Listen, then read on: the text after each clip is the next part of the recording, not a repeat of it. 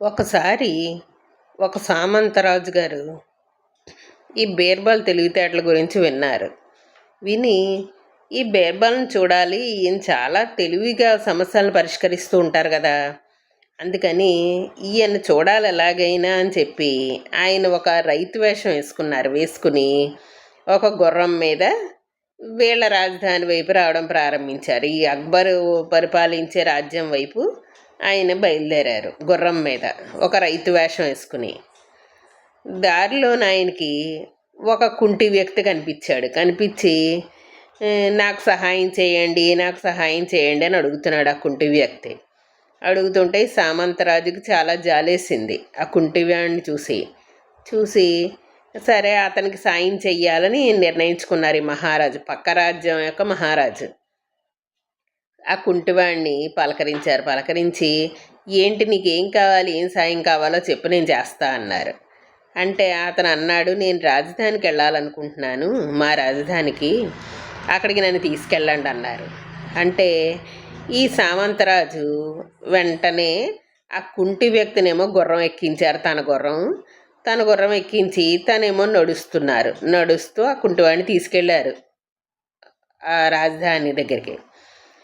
తీసుకెళ్ళేసరికి రాజధాని చేరిన తర్వాత ఈ కుంటివాడు ఆ గుర్రం దిగడానికి ఇష్టపడడం మానేసి ఆ గుర్రం దిగడం మానేసి అరుపులు కేకలు ప్రారంభించేసరికి సామంతరాజుకి అర్థం కాలేదు, ఎందుకు ఇలా అరుస్తున్నాడు వీడు, నేను సాయం చేస్తానని చూస్తూ ఉంటే ఇది నిర్ఘాంతపోయి చూస్తున్నాడు. ఈయన చూస్తుంటే ఈలోపు గబగబా వీడు గుర్రం మీద ఉండి వీడు అరుస్తున్నాడు కదా కుంటివాడు.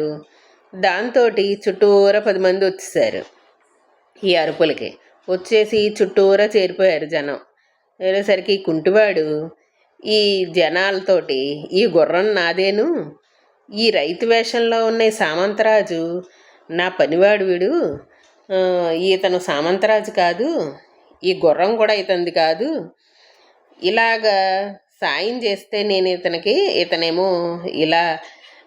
నేనేమో ఇతన్ని ఇక్కడికి రాజధానికి రమ్మని చెప్పిన పనివాడిని తెచ్చుకొస్తే గుర్రం నాదే అంటున్నాడు ఇతను అని చెప్పి అలా చెప్పేసరికి ఈ సామంతరాజుకి అర్థమైంది, వీడు నన్ను మోసం చేసి నన్ను ఇలా ఇరికిస్తున్నాడు, ఈ గుర్రం నాదే అంటున్నాడు అని చెప్పి సామంతరాజుకి అర్థమయ్యేసరికి ఇద్దరు కలిసి ఈ అక్బర్ చక్రవర్తి దర్బార్కి న్యాయం కోసం వెళ్ళేసరికి అక్బర్ అన్నారు, సరే బీర్బల్ నువ్వు న్యాయం చెప్పు, వీళ్ళిద్దరిలో ఎవరిదో ఆ గుర్రం ఏంటో నువ్వు న్యాయం చెప్పు, వీళ్ళ సమస్యను పరిష్కారం చెయ్యి అన్నారు అక్బర్. అంటే సరే బీర్బల్ ఏం చేశారు, ఈ గుర్రాన్ని తీసుకెళ్ళి గుర్రపుసాలలో కట్టేయండి ముందు అన్నారు. అని వీళ్ళిద్దరిని వెళ్ళిపోండి, మళ్ళీ రేపు రండి అన్నారు. అనేసరికి వీళ్ళు ఎక్కువ వచ్చిన గుర్రం ఉంది కదా, ఆ గుర్రాన్ని తీసుకెళ్ళి గుర్రపుసాలలో కట్టేశారు. వీళ్ళిద్దరూ వెళ్ళిపోయారు ఎక్కడో, ఆ వేళ రాత్రికి ఎక్కడో తలదాచుకున్నారు. మళ్ళీ మర్నాడు దర్బార్కి రమ్మన్నాడు బీర్బల్.